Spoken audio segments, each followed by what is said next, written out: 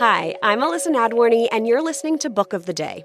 Imagine there's a young girl in a parallel universe who is on a quest to find a missing friend. There are talking animal friends that accompany her. There's an evil plot that she must thwart. An epic coming-of-age story challenging authority and the status quo.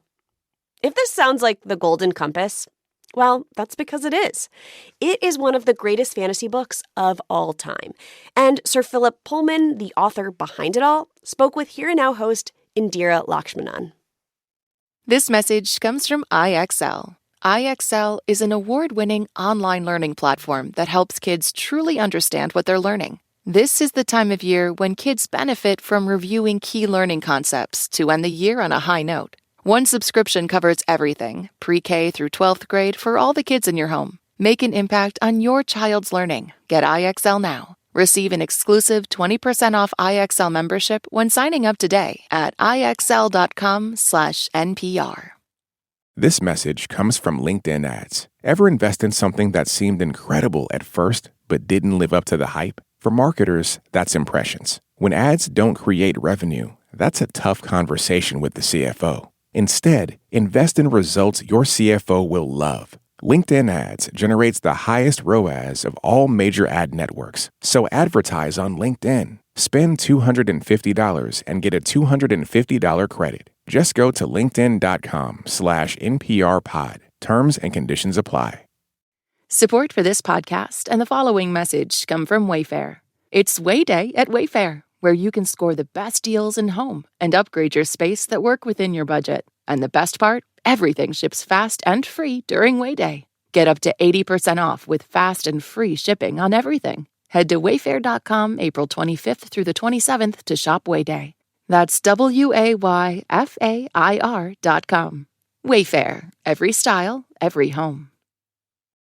This month marks 30 years since the arrival on U.S. shores of The Golden Compass, an award-winning British fantasy classic that's been published in dozens of countries with millions of copies sold.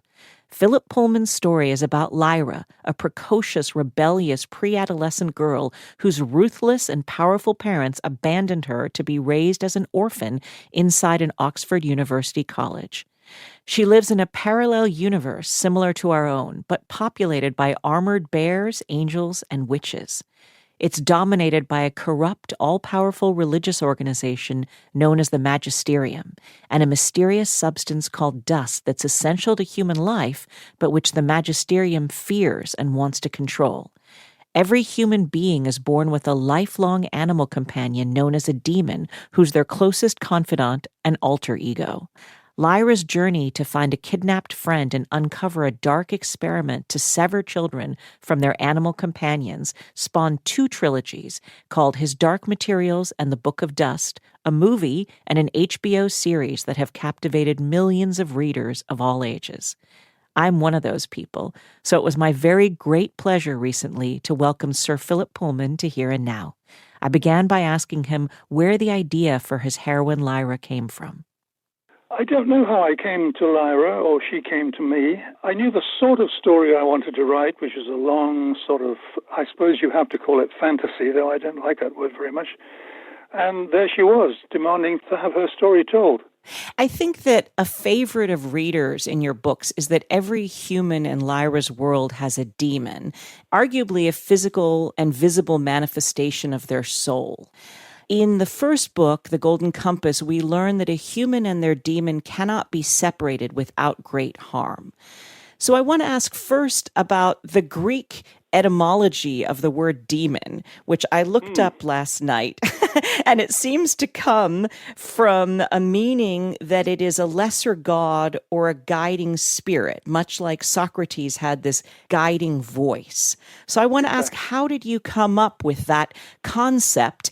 And again, the notion that we and this guiding spirit can't be separated. Well, that wasn't part of the story originally. I found myself with this little girl in this ancient Oxford college. She's going to part of the college where she's not supposed to be, and she overhears something she's not supposed to overhear. Now, the question for the storyteller is, how do we make that interesting? And the most obvious way you can make something is by having somebody else there that she can talk to. But having a real person there would confuse it because it's about her. The story's Lyra's story, not anybody else's. And then I thought, well, supposing if she had someone to talk to that was like a guardian angel or like a little spirit animal or something like that. And then she can say, let's go in here. And he can say, no, we're not supposed to. And she can say, oh, don't be such a coward. And he can say, listen, they're coming, be quiet. And it was all much more dramatic and easy to write. So I called it a demon because of the Greek word that you just used just now, daimon. In Lyra's world, everybody has a demon with them and they can talk to it and other people can see it and so on. And that actually turned out to be a very good idea because all sorts of things could develop from that. For example, as we find out in one of the later books, what happens if your demon disappears? What happens if he just leaves? And if your demon becomes ill, does that mean you become ill? Or if you don't like your demon, what happens then? You live a life that's very unhappy because you're quarreling with yourself all the time. So the demon idea was a very rich one, which I could use in all sorts of different ways. I was still discovering new ways at the end of the final trilogy. Well, there's another aspect of the book which I just love, and it's the concept of dust. It's something that the powerful and corrupt leaders of this Magisterium church consider evil.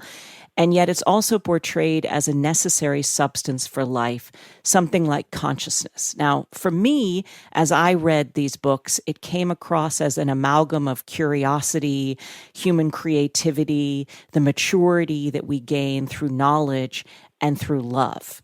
That is all something that this Magisterium is trying to keep away from the people. What were the concepts that you were playing with here? It struck me as innocence and original sin versus knowledge and consciousness. You're absolutely right. It has to do with the old ideas of innocence and experience. That's the terms that William Blake, the great poet and painter, used for the two contrary states of the human soul, as he put it. We begin by being innocent, and then later on as we grow up, gradually we lose that innocence, but we become experienced.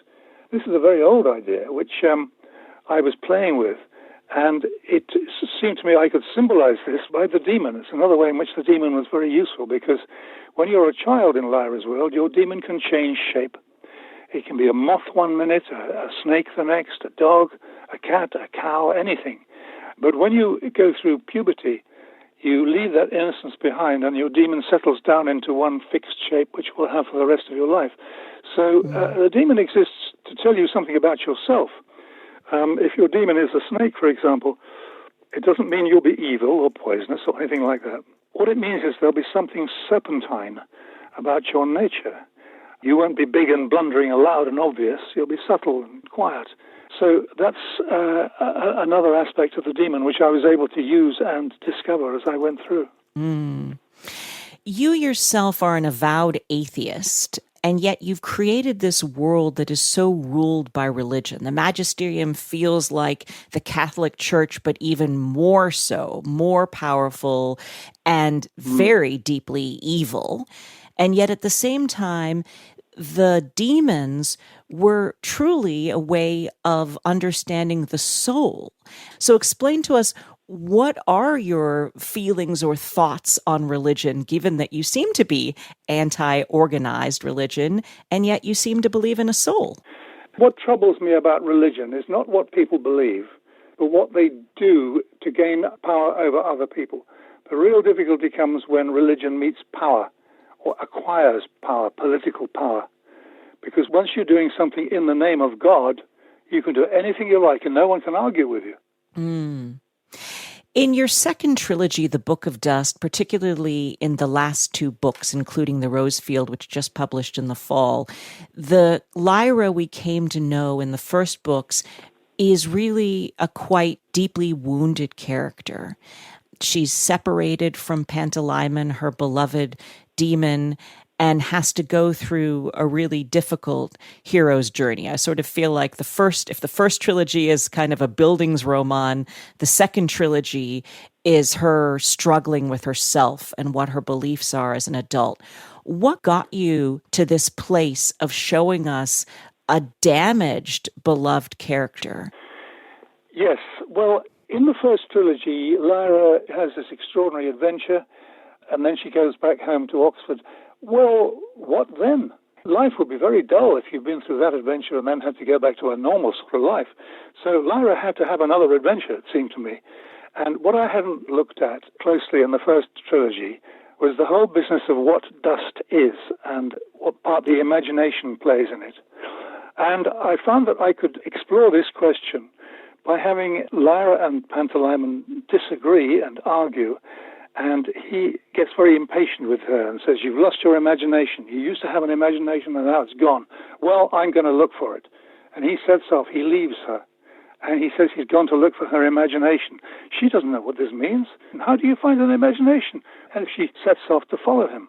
And so Lyra eventually, I'll sort of spoil the story now by telling you that Lyra does in the end find her imagination and finds that that's what dust was all the time. You know, at the end of the Rose Field, we feel that Lyra has solved the mystery a bit of the imagination, although you haven't necessarily settled a question that I would say hangs over both of the trilogies. And that's the question of consciousness and who or what is affected by it.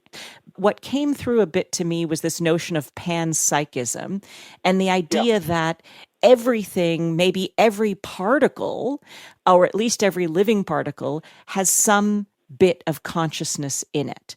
Is this something that, you know, since you haven't fully settled this question, are you done with Lyra, or might you be taking us back again to visit that world and resolve some of these questions about consciousness and being? Well, maybe you're right. Maybe there are some things that need settling, some things that I need to find out for myself.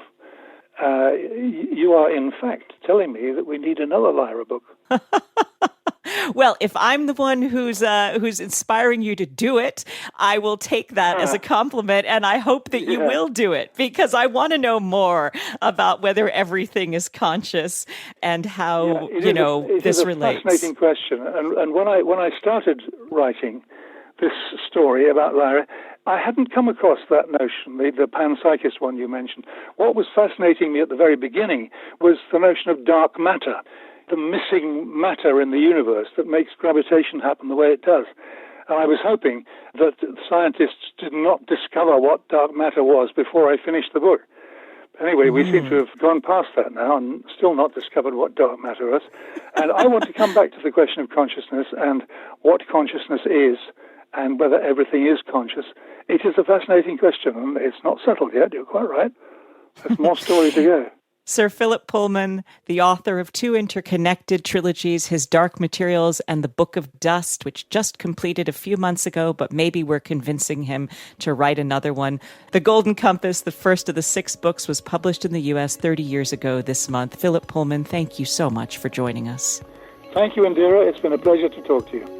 And just a quick reminder that signing up for Book of the Day Plus is a great way to support NPR's book coverage and public media.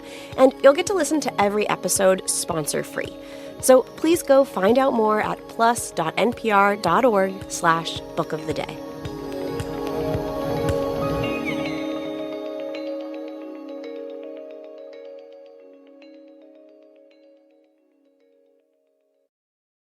This message comes from Capella University. That spark you feel? That's your drive for more. Capella University's FlexPath learning format lets you earn your degree at your pace without putting life on pause. Learn more at capella.edu.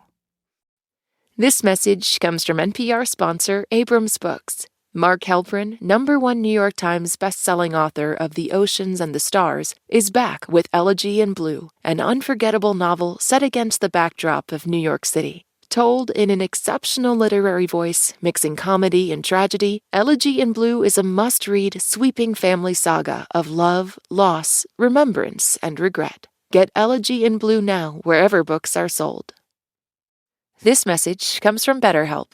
May is Mental Health Awareness Month, a reminder that you don't have to do this life alone. From loneliness to anxiety to financial stress, right now people everywhere are struggling. But having a licensed therapist with you by video, phone, or chat can make a difference. And BetterHelp makes it easy. Sign up now and get 10% off at betterhelp.com/NPR. That's betterhelp.com/NPR.